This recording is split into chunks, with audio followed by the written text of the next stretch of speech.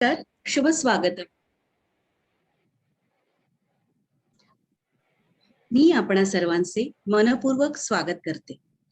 श्री बिंझानी नगर महाविद्यालय नागपूर मानसशास्त्र विभागातर्फे आजच्या कार्यक्रमाचे आयोजन केलेले आहे. नॉव्हेल कोरोना व्हायरस किंवा सार्स कोविड 2 किंवा कोविड-19 सध्या काही दिवसांपासून, आठवड्यांपासून, महिन्यांपासूनच नव्हे तर गेल्या 1.5 वर्षांपासून याचा परिणाम आपण अनुभवतो आहोत. या सध्याच्या उद्भवलेल्या परिस्थितीशी सर्वजण आपापल्या पद्धतीने लढा देत आहेत. लॉकडाऊनमुळे जनजीवन विस्कळीत झालेले आहे. याचा बाह्य परिणाम जरी दिसत असला तरी न दिसणारा दुसरा परिणाम मानसिक आरोग्यावर मोठ्या प्रमाणात होत आहे आणि हा अतिशय घातक स्वरूपाचा आहे. कारण कोरोनामुळे कदाचित काही वर्षांनी परिस्थिती आटोक्यात येईल सुद्धा, परंतु याचे पडसाद आपल्या मानसिकतेवर आणि आपल्या मनावर उमटलेले असतील. राष्ट्रसंत श्री तुकडोजी महाराजांनी ग्रामगीतेत पुढील प्रमाणे ओवीबद्ध केलेले आहे, जे सद्य परिस्थितीलाही अगदी तंतोतंत लागू होते. राष्ट्रसंत तुकडोजी महाराज म्हणतात, गाव असो अथवा शहर, तेथील बिघडले आचार विचार, म्हणूनच रोगराईने बेजार, जाहले सारे जन लोक. गाव भावया निरोगी सुंदर, सुधारावे लागेल एक एक घर, आणि त्याहूनही घरात राहणार करावा लागेल आदर्श. संपूर्ण जगतावर ओढवलेल्या या आपत्तीच्या आणि महामारीच्या पार्श्वभूमीवर जो मानसशास्त्रीय हस्तक्षेप झालेला आपल्याला दिसतोय, याच विषयावर आजचे हे व्याख्यान पुष्प गुंफण्यासाठी आपण इथे एकत्रित आलेलो आहोत.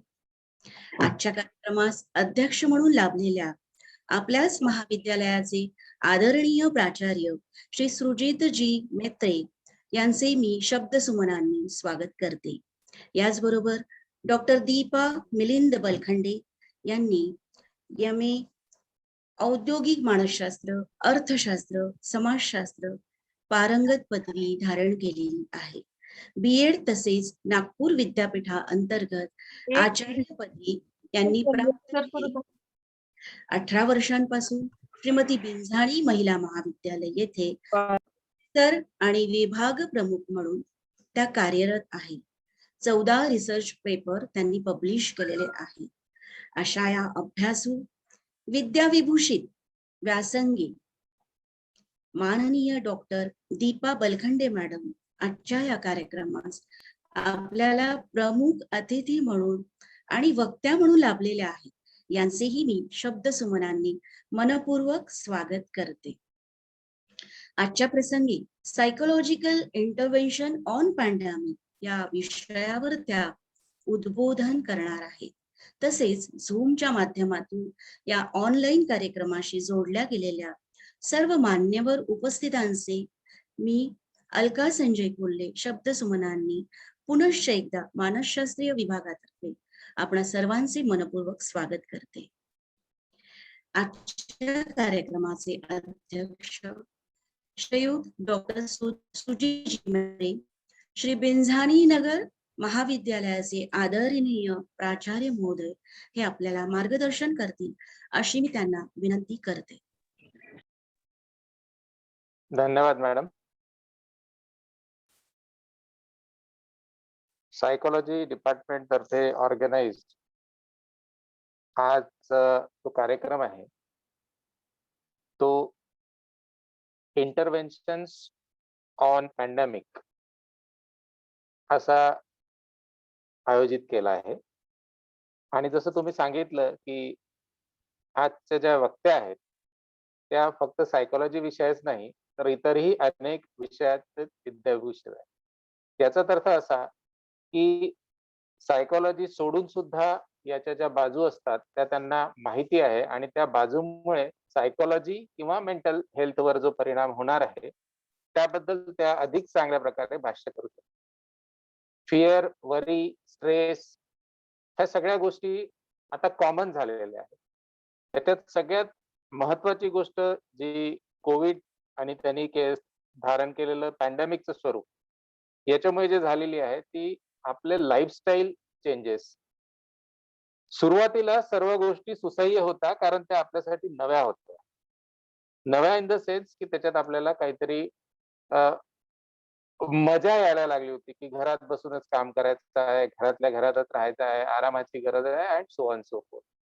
पुढे-पुढे जेव्हा तुम्हाला हे कळायला लागलं, की हा लॉकडाऊन 15 दिवसाचा नाही, 1 महिन्याचा नाही, 3 महिन्याचा नाही, 6 महिन्याचा नाही, हा चाललाच चालला आहे. त्याच्यानंतर त्याच्यातून उद्भवणाऱ्या समस्यांचा आपण विचार करायला लागलो आणि सर्वच जण त्याचा सामना सुद्धा करत आहेत. जे या पॅन्डेमिक पासून वाचलेले आहेत, त्यांना सुद्धा मेंटल स्ट्रेस आलेला आहे. तो स्ट्रेस फक्त आपल्याला कोविड होईल की नाही या प्रकारचा नसून, भविष्यात उद्भवणाऱ्या जितक्या काही प्रॉब्लेम्स असतील, ज्याला आपण अनसर्टनिटी म्हणतो, त्याच्यामुळे माणूस विचार जास्त करायला लागलेला आहे आणि त्याच्या विचार करण्याच्या सोबत त्याची फिजिकल ॲक्टिव्हिटी आहे ही कमी झालेली आहे आणि त्याच्यामुळे मेंदूवर माझ्या मते ताण जास्त येतो आहे. जसं म्हणतात, की करायला काही नसलं, की माणूस जास्त विचार करतो आणि तेच इथे होत आहे असं मला वाटतं. तर मी पुनश्च आमच्या टीमचं, सायकॉलॉजी डिपार्टमेंटच्या टीमचं, पूर्ण टीमचं, तिघींचं पण अ, आभार प्रदर्शन करू इच्छितो, की त्यांनी असा विषय ठेवलेला आहे आणि त्याच्यामुळे आपल्याला पुढे काय करता येईल आपल्या विद्यार्थी मित्रांसाठी त्याच्यासाठी सुद्धा मार्गदर्शन मिळेल. सो विथ धिस होप की we will get something out of this particular talk. फक्त विद्यार्थी मित्रांच्या प्रश्नांचंच समाधान होणार नाही, तर आपल्यालाही डिपार्टमेंटला पुढे कशी वाटचाल करायची आहे त्याच्यासाठी सुद्धा मदत मिळेल असं मला वाटतंय. कारण 6-8 महिने हे अजून असंच चालेल किंवा त्याच्यापेक्षा जास्त असं चालू शकतं. तर अशा परिस्थितीत आपण सुद्धा कशी पुढे वाटचाल करावी असं कदाचित आपल्याला वलखंडे मॅडम सांगू शकतील किंवा त्यांच्या बोलण्यातून आपल्याला प्रेरणा मिळेल अशा आशेसह मी माझे 2 शब्द संपवतो. धन्यवाद. धन्यवाद सर. थोडक्यात अतिशय सुंदर पद्धतीने परिपूर्ण माहिती दिली, याबद्दल मी तुम्हाला धन्यवाद देते. यानंतर माननीय डॉक्टर दीपा बलखंडे मॅडम या आपल्या व्याख्यानाला सुरुवात करतील अशी मी त्यांना विनंती करते. धन्यवाद मॅडम. आवाज येतोय ना माझा क्लिअर? हो. सर्वांना माझा नमस्कार. सर्वप्रथम मी नागपूर शिक्षण मंडळाचे अध्यक्ष माननीय गांधी सर व सचिव डॉक्टर राठी सर व प्राचार्य डॉक्टर म्हेत्रे सर यांचे मनपूर्वक आभार मानते. तसेच डॉक्टर कोल्हे मॅडमचे पण आभार मानते. सर्वांनी मला बोलण्याची संधी उपलब्ध करून दिली. सर्वांचे खूप खूप धन्यवाद.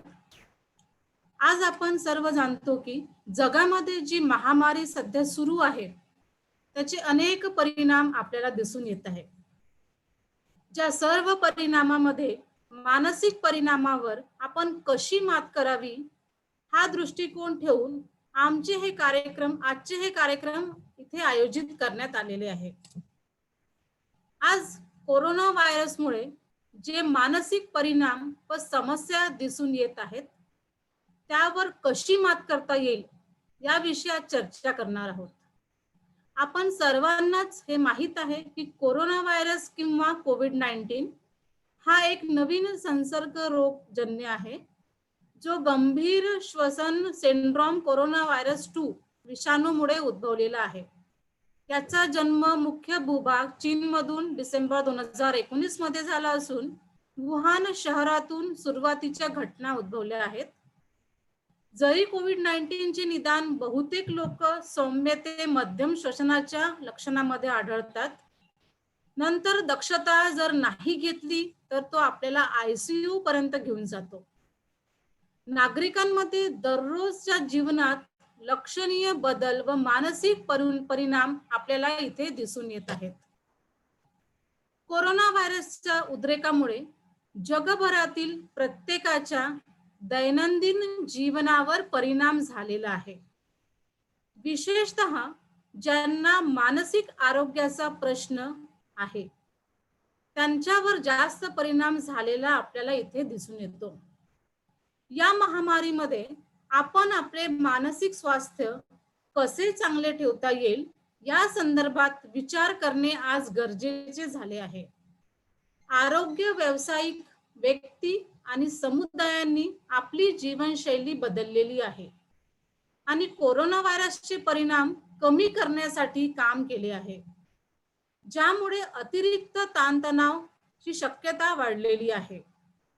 दररोजच्या जीवनात सामोरे जाणाऱ्या नवीन मानसशास्त्रीय तणावाबद्दल आणि त्यांना व्यवस्थापित करण्यात त्यांना काय उपयुक्त वाटेल हे समजण्यासाठी आपल्याला ज्यांना कोरोना व्हायरस झालेला आहे त्यांचा प्रथम अनुभव ऐकून घेणे फार गरजेचे आहे. कोविड-19 मुळे मानसिक आरोग्यामध्ये अडचणी निर्माण झाल्या आहेत. त्यांना मानसिक आजार आणि निरोगीपणामध्ये वाढ झालेली दिसून येते. लोकसंख्या आरोग्याचा दृष्टिकोन स्वीकारून कोरोना व्हायरसचा प्रसार कमी करण्यासाठी अनेक शासकीय आणि सार्वजनिक आरोग्य धोरणे विकसित केली जात आहेत. हा आजार होण्यासारख्या संकटाच्या वेळी लोकांना आधार देण्याचे नवीन मार्ग शोधण्याची आपल्याला गरज आहे, जेणेकरून थेट प्रभावित लोकांचे आवाज आपल्याला ऐकू येतील. सरकारी धोरणांची कमतरता, माध्यमातील चुकांची माहिती आणि देखरेख ठेवण्याच्या कार्यपद्धती समजण्यात अयशस्वी झाल्यामुळे लोकांची भीती निर्माण झालेली आहे.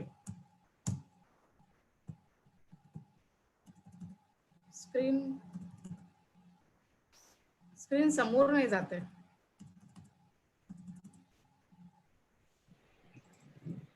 मॅम एकदा शेअर ऑप्शनला बंद करून परत एकदा सुरू करा. ओके, येत आता. हा, बस आलेलं आहे. Okay, thank you. कोविड-19 मुळे सर्व देशभर लोकांच्या हितांमध्ये दुष्परिणाम झालेला आहेत आणि सामाजिक अंतर आणि सरकारच्या आदेशांच्या धोरणांमुळे कोविड-19चा प्रसार कमी होण्यास हातभार लागला आहे. त्यांच्या परिणाम स्वरूप लोक एकाकीपणाची भावना निर्माण झाली आहे असे आपल्याला लोक सांगत आहेत. लोक एकाकीपणाचा सामना करण्याचा प्रयत्न कसा केला हे समजून घेणे आज महत्त्वाचे आहे, कारण एकाकीपणामुळे शारीरिक आरोग्याच्या वाढीच्या गुंतागुंत आणि संबंधित वृद्ध व्यक्तींमध्ये मृत्यूचे प्रमाण वाढलेले दिसून येत आहे. एकाकीपणा दीर्घकालीन परिस्थितीशी संबंधित आहे, ज्यात उच्च रक्तदाब, हृदय व रक्तवाहिन्यांसंबंधी रोगासह स्ट्रोक, संज्ञात्मक घट. म्हणूनच व्यक्तींनी वाढीस कसे तोंड देण्याचा प्रयत्न केला आहे हे आधी आपल्याला समजून घेणे आवश्यक आहे. कोविड-19 मुळे आमच्या जीवनात एक मोठा परिणाम झाला आहे. आपल्यापैकी बऱ्याच जणांना असे आव्हान आहे की ते तणावग्रस्त होऊ शकतात. प्रौढ आणि मुलांमध्ये तीव्र भावना निर्माण होऊ शकतात. कोविड-19चा प्रसार कमी करण्यासाठी सामाजिक आरोग्य विषयक कृती आवश्यक आहेत, परंतु त्या आपल्याला वेगळ्या आणि एकाकीपणाच्या वाटू शकतात आणि तणाव आणि चिंता पण वाढवू शकतात. निरोगी मार्गाने तणावाचा सामना करण्यास शिकणे आपल्याला आपली काळजी घेत असलेले लोक आणि आपल्या सभोवतालचे लोक अधिक लवचिक बनतील. या महामारीमुळे मानसिक ताण, दुःख आणि चिंता वाढणे नैसर्गिक आहे. आपण स्वतःला, इतरांना आणि आपल्या समुदायाला तणाव व्यवस्थापित करण्यास मदत करू शकता. काही लक्षण आपल्याला आपल्यामध्ये व इतरांमध्ये दिसून येतात. त्यामध्ये प्रामुख्याने निर्णय घेण्यात अडचण निर्माण होणे, भीती, राग, उदासीनता, चिंता, सुन्नपणा किंवा निराशेची भावना. यामुळे झोपेची समस्या किंवा भयावह स्वप्न आपल्याला विचलित करू शकतात. त्याचप्रमाणे भूक न लागणे, ऊर्जा न वाटणे, इच्छा आणि आवडीमध्ये बदल होणे, लक्ष केंद्रित करण्यामध्ये पण अडचण दिसून येते. त्याच प्रकारे डोकेदुखी, शरीरावर वेदना, पोटाची समस्या आणि त्वचेवर पुरळ यासारख्या शारीरिक प्रतिक्रिया निर्माण होणे, तसेच तीव्र आरोग्याच्या समस्या निर्माण होणे, त्याच प्रकारे मानसिक आरोग्याची परिस्थिती बिघडविणे, तंबाखू, मद्यपान आणि इतर पदार्थांचा वाढता वापर यासारख्या अनेक समस्या आपल्याला बघायला मिळतात. यासारख्या अनेक समस्या प्रत्येक व्यक्तीमध्ये कमी अधिक प्रमाणात आपल्याला दिसतातच. तर आपण या समस्यावर मात करण्यासाठी काय केले पाहिजे यावर विचार करणे, त्यावर ते समजून घेणे आज आपल्याला आवश्यक झालेले आहे. ताण तणावाशी सामना करण्यासाठी काही आपल्याला निरोगी मार्ग सांगितले जातात. त्यामध्ये आहे की सोशल मीडियावर असलेले बातम्या वाचणे किंवा ऐकण्यापासून विश्रांती आपण घेतली पाहिजे, कारण त्या त्रासदायक असू शकतात. दिवसातून फक्त 2 वेळा बातम्या वाचणे आणि ऐकण्यापासून मर्यादित आपले प्रयत्न ठेवा आणि फोन, टीव्ही आणि संगणकाच्या स्क्रीनवरून काही काळ डिस्कनेक्ट करण्याचा विचार करा. इतरांशी संपर्क साधा. आपल्याला चिंता आणि आपल्याला कसे वाटते याबद्दल आपला विश्वास असलेल्या लोकांशी बोला. आपल्या समूहाशी व समुदायाशी किंवा विश्वास आधारित संस्थांशी संपर्क साधा. सोशल मीडियाद्वारे किंवा फोनद्वारे किंवा मेलद्वारे ऑनलाईन कनेक्ट करण्याचा प्रयत्न करा. आपल्या शरीराची काळजी घ्या. दीर्घ श्वास घ्या किंवा ध्यान करा. निरोगी आणि संतुलित जेवण खाण्याचा प्रयत्न करा. नियमित व्यायाम करा. भरपूर झोप घ्या. जास्तीत जास्त प्रमाणात मद्यपान, तंबाखू किंवा ड्रग्स या पदार्थाचा वापर टाळा. आपले हेल्थ केअर किंवा आपले फॅमिली डॉक्टर ने सुचविलेले नियमित प्रतिबंधात्मक उपाय सुरू ठेवा. उपलब्ध असल्यास कोविडची लस घ्या. स्वतःचे छंद जोपासण्यासाठी वेळ काढा. आपण आनंद घेत असलेली काही इतर कामे करण्याचा प्रयत्न करा. या सर्व गोष्टी आपण सहजपणे करू शकतो व या प्रकारचा सल्ला इतरांना पण द्या. या लहान लहान मार्गाद्वारे आपण खूप काही प्राप्त करू शकतो. या व्यतिरिक्त व्यक्ती स्वतः आपल्या भावनिक, मानसिक प्रतिक्रियेवर पण नियंत्रण ठेवू शकतो. ताणतणाव हा जीवनाचा एक सामान्य भाग आहे हे आधी आपल्याला समजून घेणे आवश्यक आहे आणि ज्यावर आपण नियंत्रण ठेवूच शकत नाही हे आपल्याला समजायला हवे. त्यासाठी काही गोष्टी करणे गरजेचे आहे. ताणतणावाचे सामना करण्याचे काही मार्ग आहेत व आपल्या प्रतिक्रियेवर बंधन घालणे आवश्यक आहे. त्यासाठी आपल्याला काय करता येईल, तर त्यासाठी आपल्याला सर्वप्रथम सकारात्मक दृष्टिकोन ठेवा. कधी कधी आपण गोष्टीबद्दल विचार करण्याच्या पद्धतीनेच सर्वच फरक पडू शकते. याचा अर्थ की आपल्याला विचार करण्याची जी पद्धत आहे ती बदलणे आवश्यक आहे. आपली वृत्ती कठीण परिस्थितीला मात करण्यात मदत करू शकते. म्हणजेच आपल्या दृष्टिकोनामध्ये सकारात्मक बदल करणे आवश्यक आहे. आपण काही गोष्टी व परिस्थिती नियंत्रित करू शकत नाही. अशा घटना आहेत ज्या आपल्याला हातात काही नसतात तरी पण ते आपल्याला स्वीकार करणे आवश्यक आहे. जेव्हा आपल्याला माहित असते की आपण काहीही करू शकत नाही, जेव्हा अशी परिस्थिती असते, जेव्हा आपण सर्व काही प्रयत्न केलेले असते, तेव्हा ते सर्व विसरून जो होगा वो होगा, देखा जाएगा, समय पर छोड़ देना चाहिए। वक्त से पहले और किस्मत से ज्यादा किसी को कुछ नहीं मिळता, इस कहावत पर हमने चलना चाहिए. त्यानंतर आपण विश्रांती घेण्यास शिका. आपल्या निरोगी शरीरासाठी आराम करण्याची गरज आहे. त्यासाठी दीर्घ श्वास घेणे, स्नायूची विश्रांती करणे, रिलॅक्सेशन करणे आणि ध्यान व विपश्यना करणे यासारख्या उद्देशपूर्ण विश्रांती घेणे आवश्यक आहे. विश्रांती आपल्या दैनंदिन पथ्याचा एक भाग असायला हवा. नियमित सक्रिय राहा.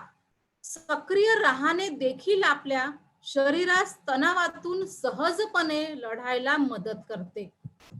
त्यामुळे आपण ते तंदुरुस्त राहू शकतो. त्यानंतर संतुलित जेवण खा. निरोगी खाण्याच्या सवयी राहणे हे सुद्धा आपल्याला तणावापासून दूर ठेवते. विश्रांती घेणे आपल्याला गरजेचे आहे. आपले तणाव आणि त्याच्याशी सामना करण्याचे प्रभावी मार्ग शोधा. लक्षात ठेवा, आपण तणाव नियंत्रित करण्यास शिकू शकता, कारण आपण तणावग्रस्त घटनांना कसा प्रतिसाद द्यायला पाहिजे त्यावरूनच ताण निर्माण होतो. म्हणून या सर्व गोष्टींवर आपण विचार करणे आवश्यक आहे. त्यासोबत आपल्या बरोबर इतरांनाही मदत करा. जेव्हा आपण स्वतःची काळजी घेऊ तेव्हाच इतरांची काळजी घेण्यास आपण सुसज्ज होऊ शकतो. सामाजिक अंतराच्या वेळी आपले मित्र आणि कुटुंबाशी संपर्क साधणे विशेष महत्त्वाचे आहे. फोन कॉल किंवा व्हिडिओ चॅटच्या माध्यमातून इतरांना ताणतणावाचा सामना करण्यास मदत करा. आपल्या प्रियजनांना एकाकीपणा किंवा एकटेपणा जाणवल्यास त्यांची मदत करा. त्यांना ताणतणावापासून दूर कसे राहता येईल हे पण सांगा. त्यानंतर काही सायकोलॉजिकल टिप्स आहे ज्याच्यामुळे आपले मेंटल हेल्थ आपण चांगली ठेवू शकतो. तर त्या मेंटल हेल्थ चांगलं ठेवण्यासाठी आपण काय काय केले पाहिजे, त्यासाठी आपण चिंता तणावाच्या भावनांचे प्रमाणीकरण करा आणि निर्णायक दृष्टिकोन वापरा. जेव्हा क्वारंटाईन किंवा आयसोलेशन मध्ये व्यक्ती असतो तेव्हा तो चिंताग्रस्त असतो. अशा वेळेस व्यक्तीची चिंता व ताण कमी करण्यास त्यांची मदत करा. त्याला विश्वसनीय माहिती देऊन त्यांची आरोग्याबद्दलची चिंता कमी करा. दूरध्वनी आणि सोशल मीडियावरून कुटुंबातील सदस्यांशी संपर्क साधण्याचा सल्ला त्यांना द्या. साथीच्या आजारावरील सोशल मीडिया संदेशामुळे ते भारावून जात असल्यास त्यांना सल्ला द्या. त्यांना एकांत असताना स्वतःसाठी नित्यक्रम ठेवण्यावर लक्ष केंद्रित करायला सांगा. त्यांना शारीरिक व्यायाम करण्यास प्रोत्साहित करा. स्वतःला व्यापनासाठी छंदाचा पाठलाग करण्यास सांगा.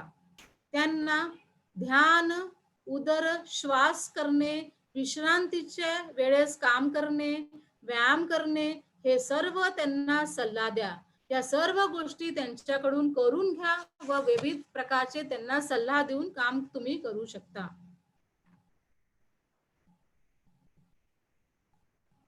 या महामारीच्या संकटात आपण दुःख कसे हाताळावे? या जागतिक महामारीमुळे अनेक लोकांचा मृत्यू होत आहे. लोक त्यांच्या जवळची आवडती व्यक्ती, कुटुंबातील सदस्य, मित्र आणि इतर गमावू शकतात.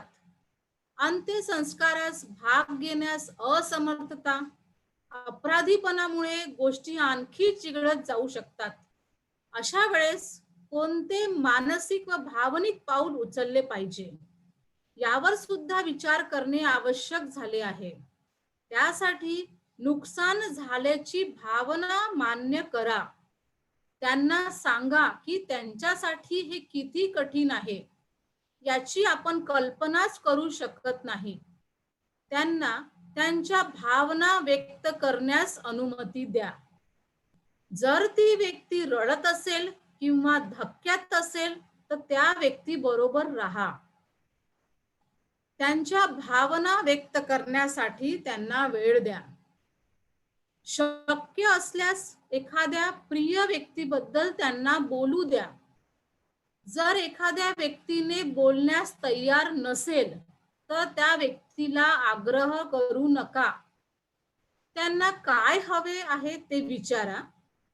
हे संवेदनशील पद्धतीने विचारणे फार गरजेचे आहे व आवश्यक आहे. त्यांना समर्थन देणाऱ्या व्यक्तीशी संपर्क साधण्यास मदत करा. ज्याला ते कनेक्ट करू इच्छित आहेत त्याबद्दल त्यास विचार करा आणि त्यासाठी त्यांना समर्थन द्या. पुढे काय होईल यासाठी त्यांना कोणत्या समर्थनाची आवश्यकता आहे हे पण विचारा. व्यक्तीने प्रक्रिया पूर्ण करण्यासाठी आवश्यक असू शकेल आणि त्यासाठी समर्थनाची पण आवश्यकता असेल हे विचारा. आपल्याकडे प्रश्नासाठी उत्तरे नसल्यास काय म्हणावे हे आपल्याला माहित नसल्याचे कबूल करा. आपल्याला अधिकृत नसलेली माहिती कधीही देऊ नका. जर एखाद्या कुटुंबातील बरेच सदस्य असतील आणि एकमेकांशी वेळ हवा असेल तर त्यांना त्या जागेची अनुमती द्या. एकमेकांशी बोला. जर एखाद्या व्यक्तीस कोणत्याही तपशीलसाठी संपर्क साधण्याची गरज असेल तर त्या व्यक्तीचे संपर्क तपशील प्रदान करा. गरज भासल्यास ज्याच्याशी संपर्क साधता येईल अशा संपर्कातील व्यक्तीचा तपशील देण्याचा उपयुक्त काम करा. प्रत्येक व्यक्ती आणि कुटुंबाचे दुःख करण्याचे वेगवेगळे मार्ग आहेत, म्हणून त्यांच्या न्याय करू नका. त्यावर अन्याय करू नका. न्यायपूर्ण व्यवहार करा. आपल्या विश्वासाचा न्याय करू नका आणि किंवा आपले विचार त्यांच्यावर लादू नका. भावनिक समस्या वाढल्यास मानसिक आरोग्य व्यावसायिकाशी संपर्क साधण्यास त्यांना सांगा. त्यांना सांगा की जर ते जास्त दुःखी होत असतील तर इजा करण्याचा विचार किंवा आत्महत्येचे विचार कधीही करू नका. अशा प्रकारे आपण स्वतःचे व दुसऱ्या व्यक्तीचे दुःख हाताळू शकतो व एक चांगल्या प्रकारे सुरळीत जीवन आपले व दुसऱ्यांचे करू शकतो. त्याच प्रकारे आपण लोकांना समस्या सोडविण्यास पण मदत करू शकतो. तर ते आपण कशा प्रकारे केली पाहिजे. साथीचा रोग हे सर्वत्र सामाजिक आणि आर्थिक समावेशातील अनेक समस्या आणतात. महामारीमुळे आपल्या समोर अनेक आव्हाने आलेले आहेत. त्यामुळे व्यक्ती कदाचित विचलित होऊ शकतात आणि समस्या व्यवस्थापित करण्यासाठी पण संघर्ष करू शकतात. यासाठी खाली वर्णन केलेले समस्या आहेत की ज्या प्रकारे आपण त्यांना समस्याचे निराकरण शिकवू शकतो. अशा वेळेस आपल्याला काय करता येईल हे आपण बघूया. प्रथम काही समर्थनाद्वारे स्वतःहून उपाय शोधण्याचा एक मार्ग म्हणून समस्या सोडविण्याच्या तंत्राचा परिचय करून घ्या. त्या व्यक्तीला त्यांच्या समस्या ओळखण्यास सांगा आणि त्यापैकी सर्वात त्रासदायक समस्या कोणती आहे हे त्यांना शोधायला सांगा. एकदा समस्या कोणती हे ओळखल्यानंतर त्या व्यक्तीस सर्व संभाव्य उपायांची यादी करायला सांगा. 1 किंवा 2 योग्य तोडगा निवडायला त्यांना मदत करा. आणि त्यांना प्रयत्न करून पाहायला सांगा. नंतर पुढील भेटीसाठी त्यांना भेट द्या. तेव्हा त्यांनी काय काय प्रयत्न केलेले आहेत आणि त्यांच्या समस्या सुटल्या आहेत का त्यावर विचार करा आणि त्यांचे अनुभव त्यांना सांगायला सांगा. नंतर आपण आपले नंतर त्यांना विचार किंवा उपाय सुचवा. जर समस्याचे निराकरण होण्याची शक्यताच नसेल तर एखाद्या व्यक्तीस समस्या ओळखण्यास मदत होईल. दूर जाऊ नका आणि त्या व्यक्तीला समस्या कमी करण्याच्या मार्गाचा विचार करण्याची गरज आहे हे त्यांना सांगा. यानंतर आपण हे बघूया की वाईट बातमी ही कशी खंडित करावी. यात एखाद्या प्रिय व्यक्तीचा मृत्यूबद्दल त्यांच्या कुटुंबातील सदस्यांमध्ये संवाद हे बिघडू शकतात हे आपल्याला माहिती आहे.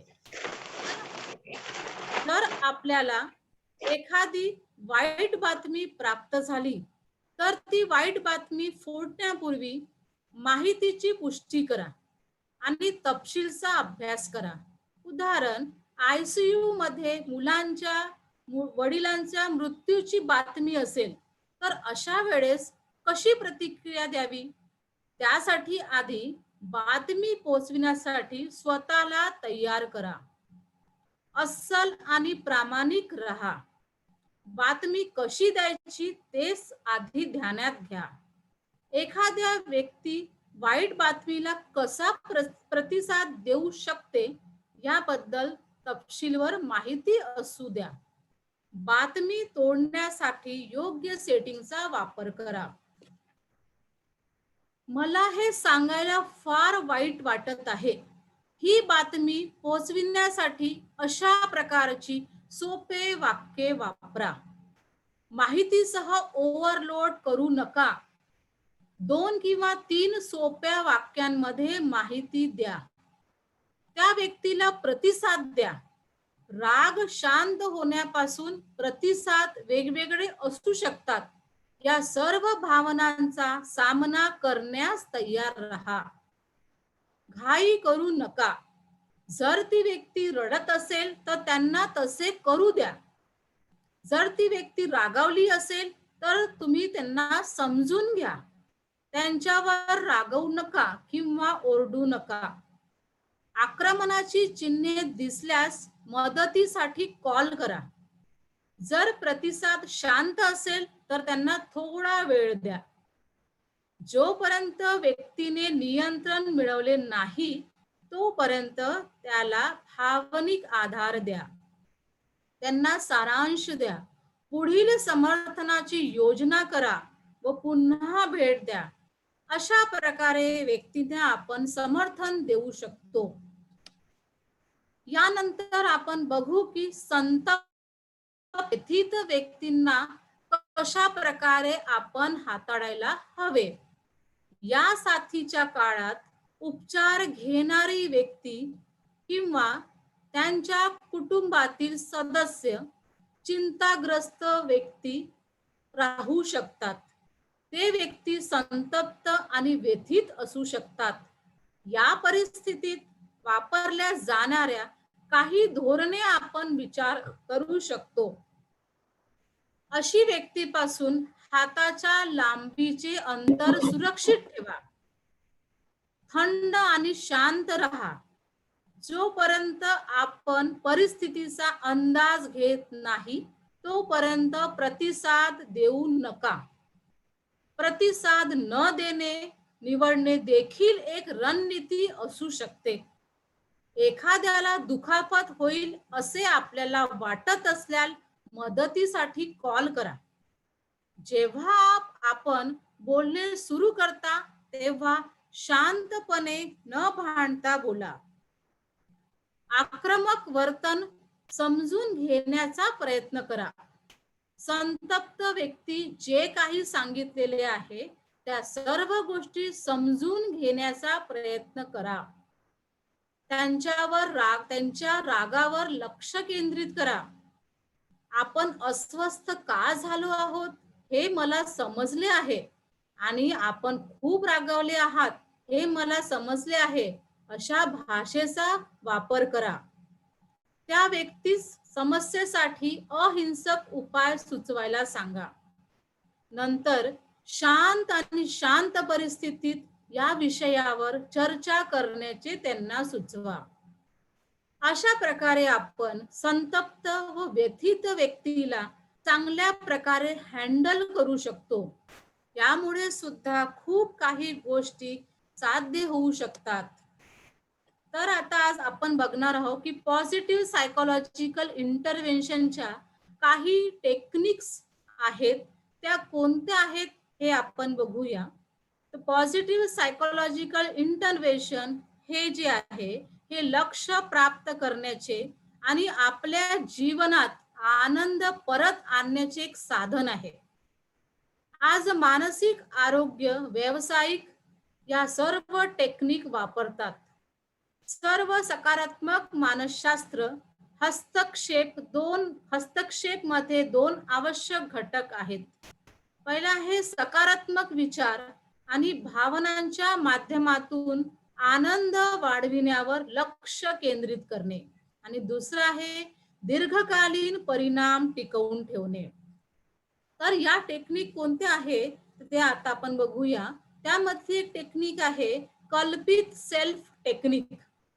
ही कल्पित स्व एक मार्ग निर्देशित पॉझिटिव्ह सायकोलॉजिकल इंटरव्हेन्शन आहे, ज्यामध्ये आपल्याला जे आदर्श वाटते किंवा जे चांगले वाटते त्यामध्ये स्वतःची कल्पना करा आणि त्यावेळेस तुम्हाला मिळालेला जो आनंद अनुभव होतो तो त्यात समाविष्ट असतो. हे करण्यासाठी काही सोप्या पायऱ्या सांगितलेल्या आहेत. त्यामध्ये त्यांनी सांगितलेलं आहे की भविष्यात स्वतःची कल्पना करा. आपण ज्या स्वप्नांचे स्वप्न पाहिले आहे ते जीवन व्यतीत करा. आपल्यासह सामायिक करू इच्छित असलेले सर्व लोकांना आपल्या स्वप्नांमध्ये घ्या. अशी कल्पना करा की आपण आतासाठी संघर्ष करीत असलेले सर्व आपण प्राप्त केले आहे आणि आपल्या कर्तृत्वाचा आपल्याला फार अभिमान आहे. आपल्या स्वतःच्या त्या कल्पित आत्मात मग्न व्हा आणि त्यावेळेस तुम्हाला जसे वाटत असेल त्या प्रकारची आनंद आणि सकारात्मकतेची बाजू घ्या व सेम त्याच्यासारखे करण्याचा प्रयत्न करा. पुढे जीवनातल्या त्या टप्प्यांवर जाण्यासाठी आपण काय करू शकता हे स्वतःला विचारा आणि आपल्या प्रतिक्रिया सामान्य करा. या प्रकारे या इंटरव्हेन्शनचा उपयोग करून आपण कोणत्याही संकटाचा व परिस्थितीचा सामना करू शकतो. तर दुसरी टेक्निक आहे कृतज्ञता हस्तक्षेप ग्रॅटिट्यूड. अशी मन आहे की जर तुम्हाला आनंद पाहिजे असेल तर कृतज्ञता शोधा. जे कृतज्ञता आधारित सकारात्मक मानसशास्त्र हस्तक्षेप यांचा लक्ष सुद्धा आहे. कृतज्ञता ही व्यक्ती आणि ती प्राप्त करणाऱ्या व्यक्तीमध्ये सकारात्मकतेची तीव्र भावना जागृत करते. ग्रॅटिट्यूड इंटरव्हेन्शनचे दोन भाग केले जातात. स्वयं प्रतिबिंबित पद्धती सेल्फ रिफ्लेक्टिव्ह प्रॅक्टिसेस. उदाहरणार्थ कृतज्ञता जर्नल किंवा डायरी लिहिणे, जे आपण स्वतःसाठी ठेवतो आणि स्वतःची अभिव्यक्ती करण्याचे साधन म्हणून वापरतो. दुसरा आहे संवादात्मक पद्धती इंटरॅक्टिव्ह मेथड, जिथे आम्ही सक्रियपणे इतरांना कृतज्ञता व्यक्त करून धन्यवाद असे बोलून कृतज्ञता व्यक्त करतो.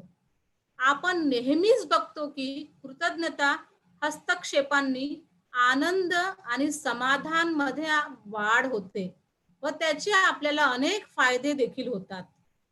कृतज्ञता ही एक भरीव भावना आहे जी केवळ घटनेची ओळख करून आणि ज्याच्याशी आम्ही आभार मानू इच्छितो त्यांची नावे ठेवून आम्ही आतून अधिक सकारात्मक आणि प्रेरणादायक असू शकतो किंवा त्यामुळे आपल्याला प्रेरणादायक विचार येऊ शकतात. तिसरी पद्धत आहे दयाळूपणा, काइंडनेस. दयाळूपणा हा सर्व आनंदी लोकांचा एक गुण आहे. अभ्यासाने हे पण सिद्ध केले आहे की आनंद आणि दया हातात हात घालून एकमेकांना पूरक आहे. सहानुभूतीवर लक्ष केंद्रित करणारे सकारात्मक मानसशास्त्र हस्तक्षेप ही एखाद्या लहान प्रेमाची टोकन विकत घेणे असे पण होऊ शकते. उदात्त कारणांसाठी स्वयंसेवा करणे, काहीतरी दान करणे किंवा एखाद्या अनोळखी व्यक्तीला मदत करणे यासारख्या सोपे कृत्य असू शकतात. दयाळूपणा आनंद आणि सकारात्मकतेला समर्थन देतात. त्यामुळे आपल्यामध्ये सामर्थ्य येते. त्यासाठी एक उदाहरण त्यांनी सांगितलेले आहे की आपल्या क्रियाकलापामध्ये स्वेच्छेच्या भावनांनी एखाद्यासाठी स्वेच्छेने काहीतरी खरेदी करा किंवा आपल्या मुलांनी मागितलेल्या खेळणे त्यांना देणे किंवा आपण बस स्टॉपवर दररोज दिसणाऱ्या बेघर व्यक्तीला जेवण विकत घेण्यासाठी काही पैसे देणे, अशा पण पद्धतीने आपण काम करू शकतो. आपण किती पैसे खर्च करता याबद्दल विचार न करता दयाळूपणा क्रियाकलापाचे उद्दिष्ट म्हणजे अशा परोपकारी आणि निस्वार्थी समाधानाने प्रचार करणे आहे. म्हणून या दयाळूपणा ही जी टेक्निक आहे त्याचा वापर करून आपण आपले मानसिक आरोग्य चांगले ठेवू शकतो. त्यानंतरची पद्धत आहे सहानुभूती. परस्पर संबंधित सहानुभूती देणारी पॉझिटिव्ह सायकोलॉजी इंटरव्हेन्शन ही एक सकारात्मक भावना आहे ज्यामुळे निरोगी सामाजिक बंध, वैयक्तिक आणि व्यावसायिक दोन्ही आघाड्यांवर आनंद आणि अंतर्गत शांती आपल्याला प्राप्त होते. या सहानुभूतीस उत्तेजना देतात. त्यामध्ये स्वतःची प्रीती, ध्यान आणि मानसिकतेची प्रथा यासारख्या क्रिया समाविष्ट असतात, ज्यामुळे उपस्थित असल्याशी अधिक मानसिकरित्या संपर्क साधू शकतो. ज्यात लोक स्वतःला आणि इतरांबद्दल सकारात्मक भावना निर्माण करतात. सहानुभूती ही जी आहे आधारित हस्तक्षेप प्रभावी संप्रेषण आहे. विस्तृत धारणा आणि स्वतः आणि इतरांमधील दरी कमी करण्यासाठी संबंध जोडण्यावर लक्ष केंद्रित करते. यामागे मुख्य तत्व म्हणजे आपण इतरांचे दृष्टिकोन समजून घेणे आणि त्यांच्याशी मजबूत कनेक्शन बनविणे हे आहे. तर या पद्धतीचा वापर आपण करू शकतो. त्यानंतरची पद्धत आहे आशावादी हस्तक्षेप. आशावादी असणे. आशावादी हस्तक्षेप हे जे आहे वास्तववादी अपेक्षा सेट करून सकारात्मक परिणाम निर्माण करतात. हे जे इंटरव्हेन्शन आहे त्यामध्ये स्वतःची कल्पना करा. आधी स्वतःची कल्पना करा. जिथे आपण भविष्यात स्वतः कुठे दिसतात का हे आधी लक्षात घ्या. हे एक सोपे काम वाटले असले तरी फार कठीण आहे. जीवनातील स्वतःबद्दल आणि इतरांबद्दल आपण किती सकारात्मक आहोत हे आधी समजून घ्या. ही एक कल्पना शक्तीचा एक उत्तम मार्ग आहे हे समजणे आवश्यक आहे. दुसरा मार्ग मध्ये असे गृहीत धरले जाते की आपण आपल्या जीवनात आनंदी आणि समृद्ध आहोत. त्यानंतर आपल्या जीवनाचा एक सारांश लिहावा. त्यानंतर पुनरावलोकन करा. आमच्या सामर्थ्यावर, आपल्या यशावर आणि आतापर्यंतच्या आपल्या जीवनातील सर्व फलदायी बाबींवर लक्ष केंद्रित करा. आपल्या दैनंदिन जीवनात आपण कुठे चुकत आहोत आणि आपल्याला पाहिजे असलेल्या आदर्श जीवनासाठी आपण काय करू शकतो याबद्दल अंतर्दृष्टी मिळवू आपण शकतो. या आशावादी हस्तक्षेपमुळे आपण हे सर्व काम चांगल्या प्रकारे करू शकतो. या पद्धतीचा आपण खूप चांगल्या प्रकारे आपल्या जीवनासाठी फायदा करू शकतो व लोकांमध्ये पण आपण परिवर्तन आणू शकतो. यानंतरची टेक्निक आहे सामर्थ्य निर्धारण उपाय. आपलं जे सामर्थ्य आहे किंवा स्ट्रेंथ आहे, आपल्यामध्ये जी व्यक्तीमध्ये स्ट्रेंथ असते त्याबद्दल आपण विचार करूया. यामध्ये आपली स्ट्रेंथ ही काय करते, आपल्याला जागरूक बनवते आणि आपल्यामध्ये एक शक्ती निर्माण करते. उदासीनतेचे लक्षण कमी करण्यास आपल्याला मदत करते आणि आत्मसंतुष्टी आपली वाढवते. यामुळे आपण आपल्या सामर्थ्याचा विचार करावा आणि त्याला बाहेर काढण्याचा प्रयत्न करावा. मानसशास्त्रज्ञ याला एक प्रॅक्टिकल शहाणपणा असे पण संबोधतात, ज्याचा वापर करून आपण चांगल्या प्रकारे स्वतःला मदत करू शकतो. यानंतरची टेक्निक आहे अर्थ ओरिएंटेड टेक्निक आहे ही. यामध्ये सांगितले जाते की जीवनात आपल्यासाठी काय अर्थपूर्ण आहे आणि का आहे आणि जीवनात महत्त्वाच्या गोष्टी साध्य करण्यासाठी आपण काय करू शकतो हे समजण्यास आपल्याला मदत होते. ज्या व्यक्तीची उद्दिष्टे आणि अपेक्षा यांचे स्पष्टीकरण असते त्याला अधिक आनंदी आणि समाधानी असण्याची शक्यता असते. जर आपण अब्राहम मॅस्लो हा सिद्धांत बघितला, त्यांची जी श्रेणी सांगितलेली आहे गरजांची, त्याचा जर आपण विचार केला तर त्यामध्ये जी गरजा सर्व उच्च याच्यामध्ये आहेत त्या आहे आत्मवर्धन आणि आत्मसन्मान.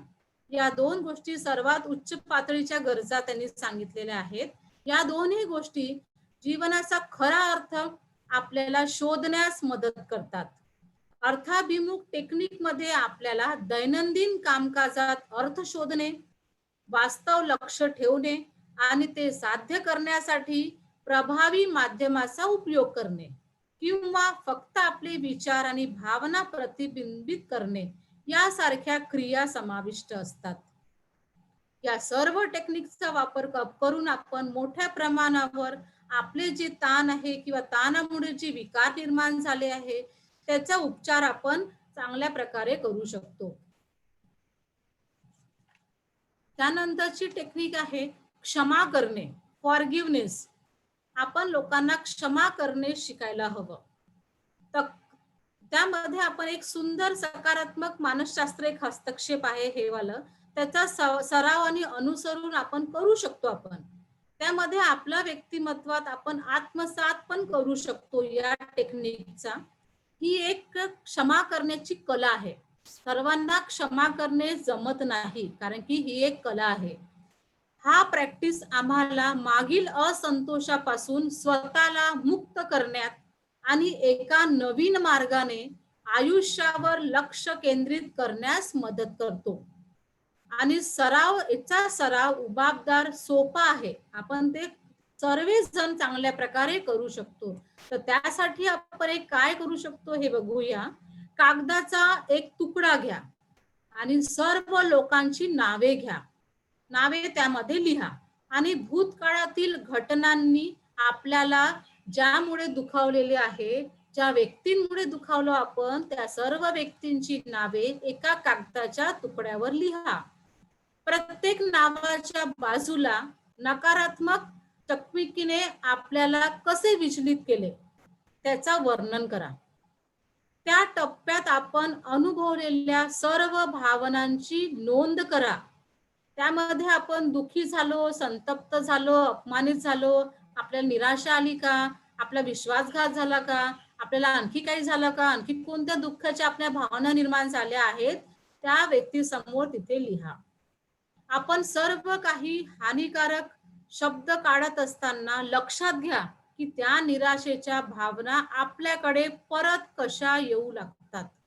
आता आपले डोळे बंद करा, 2 लांब श्वास घ्या आणि काही सेकंद आराम करा. पुढे यादीतील आणि आपल्या हृदयातील प्रत्येक नावाची कल्पना करा. मी तुम्हाला क्षमा करतो असे म्हणा. वैकल्पिकरित्या जर आपली चूक असेल तर त्यास कबूल करा आणि त्याची क्षमा मागितली पाहिजे. लक्षात घ्या की ज्या क्षमतेची देवाणघेवाण आपल्याला निराशापासून मुक्त करते आणि आपणास मूलभूत शक्ती प्रदान करते. हे सर्व तुम्ही डोळे बंद करून करा, नंतर डोळे उघडा आणि कागदावर जिथे आपण तक्रारीची यादी केली होती तिथे ठळक अक्षरात लिहा, क्षमा, मला क्षमा करा, क्षमा आणि विनामूल्य तिथे लिहा. अशा प्रकारे क्षमाचा वापर करून आपण आपले मानसिक स्वास्थ्य चांगले करू शकतो. त्यानंतरची टेक्निक आहे सकारात्मक पुष्टीकरण. कौतुकाप्रमाणे सकारात्मकता कबुली जवाब म्हणजे शाब्दिक सूर्यप्रकाश. यामुळे आपल्याला काय होते, आनंद आणि अभिमानाची भावना निर्माण होते. या पुष्टीकरणामुळे आपल्या स्वतःच्या सकारात्मक बाजूकडे लक्ष केंद्रित करण्यास मनापासून आपण पूर्वनिर्देशित होतो आणि स्वतः सकारात्मकतेने कार्य करण्यास प्रवृत्त करतो. ते साध्य करण्यासाठी आपण दररोज स्वतःला मोठ्याने बोलतो. येथे काही सकारात्मक प्रतिज्ञापत्रे आहेत जी आपण स्वतःला सांगू आणि आपल्या मनात प्रकाश येऊ देतो, कारण आपण दररोज केलेली निवड ही एक फक्त निवड आहे. त्यासाठी आपण काय केले पाहिजे? मी आनंदी असण्यात पात्र आहे असं स्वतःला सांगा. मी माझ्या शरीरावर आणि मनावर मनापासून प्रेम करतो हे सांगा. आज मी फक्त आयुष्यातील चांगल्याच गोष्टीवर प्रतिबिंबित करेल हे सांगा. मागील सर्व चुकांसाठी मी स्वतःला माफ करतो. मी कोणाही विरुद्ध कोणत्याही प्रकारचा राग ठेवत नाही. जे काही झाले ते चांगल्यासाठीच झाले आहे हे मान्य करा. मी सहस्थितीत जगेल. मी आजपासून जुन्या सवयीचा त्याग करून नवीन आणि चांगल्या गोष्टी स्वीकारेल. आतापर्यंत मिळालेल्या प्रत्येक गोष्टीबद्दल मी कृतज्ञ आहे. मी एक सैनिक आहे आणि मी यावर मात करेनच. मी आजपासून स्वतःवर अधिक प्रेम करणार. सर्व काही ठीक आहे आणि मी माझ्या बरोबर शांत आहे आणि माझ्या आजूबाजूला सर्व शांतता आहे. या प्रकारे आपण आपल्यामध्ये सकारात्मकतेचा निर्माण करू शकतो. अशा प्रकारे विविध प्रकारचे जे आपण आतापर्यंत टेक्निक्स बघितलेले आहेत त्या सर्व टेक्निकचा वापर करून आपण कोणत्याही संकटावर मात करू शकतो. ते संकट कोणत्याही प्रकारचे असू शकते, नैसर्गिक असू शकते किंवा परिस्थितीजन्य असू शकतात. अशा कोणत्याही प्रकारच्या गंभीर परिस्थितीवर संकटावर आपण मात करू शकतो. फक्त आपल्याला गरज आहे एक चांगलं पाऊल टाकायची, आपल्याला प्रयत्न करण्याची गरज आहे. तर आपण कोणत्याही प्रकारचं ताण आपल्यापासून दूर राहील. या सर्व टेक्निक आपण वापर करणे आवश्यक आहे. या सर्व जे तंत्र आहे त्यामुळे आपल्या वास्तविक जीवनाची जी परिस्थिती आहे त्याचं निराकरण होईल आणि आपलं जीवन हे चांगल्या प्रकारे होईल. यानंतर आपण बघू, या शेवटच्या स्लाइड मध्ये आपण बघू की आपल्यामध्ये जी खुशी आहे किंवा हॅपीनेस आहे ते व्यक्तीमध्ये किंवा दुसऱ्यांमध्ये आपण कशा प्रकारे वाढवू शकतो. आपल्यामध्ये खुशी आणायची असेल, आपल्याला आनंदी व्हायचं असेल तर आपण काय केले पाहिजे. सकारात्मक मानसशास्त्राचा हा पण एक चांगला इंटरव्हेन्शनचा एक मार्ग आहे. त्यामध्ये आपल्याला काही मूलभूत गोष्टीचा वापर केल्यामुळे आपल्याला आनंद प्राप्त होऊ शकतो. तर त्या कोणत्या गोष्टी आहे की ज्याच्यामुळे आपण आनंदी होऊ शकतो. त्यामध्ये त्यांनी सांगितलेलं आहे की आपण ते करू शकतो, दुसऱ्यांना पण करू शकतो. त्यामध्ये अधिक सक्रिय राहा, म्हणजे शांत न बसता नेहमी ऍक्टिव्ह राहा, व्यस्त राहा. समाजामध्ये जास्त वेळ घालवा. एकट्यामध्ये राहू नका. समाजामध्ये लोकांसोबत मिळून मिसळून राहा. त्याच्यामुळे आपल्याला काय होईल, आनंद प्राप्त होईल. आपल्या कामावर लक्ष द्या. कामाची उत्पादन क्षमता वाढवा. अधिक संघटित आणि योजनाबद्ध राहा. नेहमी सिस्टमॅटिक काम करणे आपल्याला आवश्यक आहे. आपल्या व्यवहारामध्ये आणि आपल्या वर्तनामध्ये आपल्या संघटितपणा किंवा योजनाबद्धता नसेल तर त्याच्यामुळे सुद्धा आपल्याला त्रास होऊ शकतो. चिंता आणि नकारात्मक चिंतन कमी करा. चिंता करू नका. जो होंगा वो होंगा, जो होंगा सो देखा जाएगा असा विचार करून प्रत्येक गोष्टीची चिंता करू नका. जे काम करायचं आहे ते आधी करून ठेवा, म्हणजे वेळेवर चिंता आपल्याला होणार नाही आणि निगेटिव्ह थॉट आपल्या डोक्यामध्ये आणू नका. कमी अपेक्षा करा.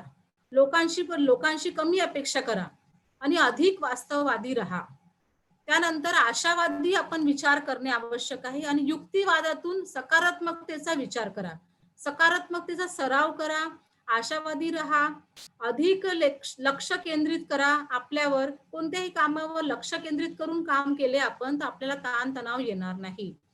आणि वर्तनाबद्दल आपल्या वर्तनावर विचार करा. आपण वर्तमान बद्दल आपण जे काही विचार करू शकतो तो विचार करा. भविष्यामध्ये काय होणार आहे किंवा भूतकाळामध्ये काय काय झालेलं आहे त्याचा विचार न करता वर्तमानाबद्दल विचार करा. निरोगी व्यक्तिमत्व विकसित करा आणि त्याची देखभाल सुद्धा करा. अधिक संवेदनशील बना. नेहमी स्वतःच बनून राहा. लोकांचा विचार करा. स्वतःचाही विचार करा, लोकांचाही विचार करा. नकारात्मक विचारांना सकारात्मकतेमध्ये कसा बदल होईल या संबंधित विचार करा. जवळचे संबंध मोलाचे माना आणि ते टिकवून ठेवा. आपला आनंद वाढविण्याबद्दल थोडा विचार करा. अशा प्रकारे आपण काही टिप्सचा वापर करून आपण स्वतः पण निरोगी राहू शकतो, दुसऱ्यांना पण निरोगी ठेवू शकतो किंवा लोकांच्या वर्तनामध्ये पण बदल करू शकतो. अशा प्रकारे या मूलभूत घटकांवर परिणाम करून आपण कायमस्वरूपी आपण आपल्या आरोग्याची स्थिती सुधारू शकतो. आपलं मानसिक आरोग्य जर आपलं सुधारलं तर आपण काय करू शकतो की आपलं मानसिक आरोग्य सुधारलं तर आपण आपला ताणतणाव कमी होईल. आपल्याला जे काही प्रॉब्लेम्स येतात ते प्रॉब्लेम्स येणार नाही. परिस्थितीशी चांगला सामना आपण करू शकतो आणि आपलं शारीरिक स्वास्थ्य सुद्धा चांगलं राहू शकतो. म्हणून माझं शेवटी एकच म्हणणं आहे की पॉझिटिव्ह विचार करा. Think positive. जे आपल्या हातामध्ये आहे ते आपण करूया. पण आपण कितीही प्रयत्न केला आणि जे घटना आपण टाळू शकत नाही त्याचा विचार करू नका. ते सोडून द्या. आपण आपले प्रयत्न करत राहणे आवश्यक आहे, पण आपल्यामुळे त्या घटना घडलेल्या आहे हे विचार करणे बंद करा. म्हणून फक्त थिंक पॉझिटिव्ह. जो होगा वो देखा जाएगा. हम अच्छे रहेंगे. आपण सर्वांनी मला खूप शांतपणे ऐकून घेतले व आपला मोलाचा वेळ मला दिला त्याबद्दल सर्वांचेच मनपूर्वक धन्यवाद आहे. आयोजकांनी मला बोलण्याची संधी दिली व त्यांचे खूप खूप आभार. मी विद्यार्थ्यांचे पण खूप खूप आभार. तुम्हाला जर काही प्रश्न विचारायचे असतील तर तुम्ही चॅट बॉक्सवर लिहू शकता किंवा तुमचा माईक सुरू करून तुम्ही विचारू शकता. धन्यवाद.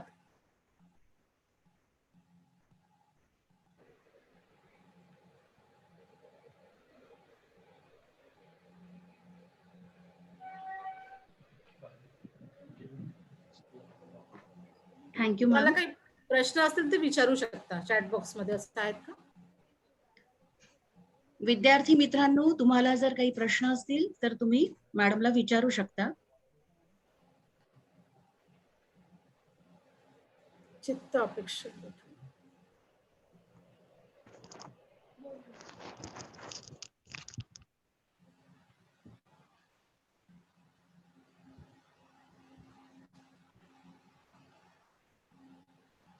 थिंक पॉझिटिव्ह है ना.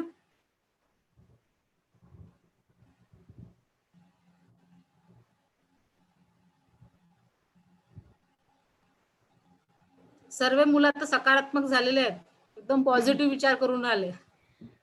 मॅडम नमस्कार. माझं नाव प्रांजली काणे आहे. इथे एक चॅट बॉक्स मध्ये प्रश्न जरी नसला प्रश्न नाही. तरी पण पण आमच्या आम्रपाली मोडक मॅडमनी त्यांचं एक स्टेटमेंट हा. दिलेलं आहे विच आय थिंक फार म्हणजे तुम्ही जर बरोबर आहे, दिसतंय दिसत मॅडम. असेल तुम्ही वाचू शकता. राईट. सो ते आपण आपल्या विद्यार्थ्यांना आपण सांगू शकतो. की चित्त अपेक्षा विरहित ठेवून कर्माशी एकनिष्ठ असल्यास आंतरिक समाधानाची चेतनाच मनाला प्रसन्नतेची बरोबर अनुभूती आहे, देत बरोबर, असते. एकदम बरोबर. अपेक्षाच करू नये. ऍब्सोल्युटली. कोले मॅडम, वोट ऑफ थँक्स कडे वळूया आता. Yes ma'am. ठीक.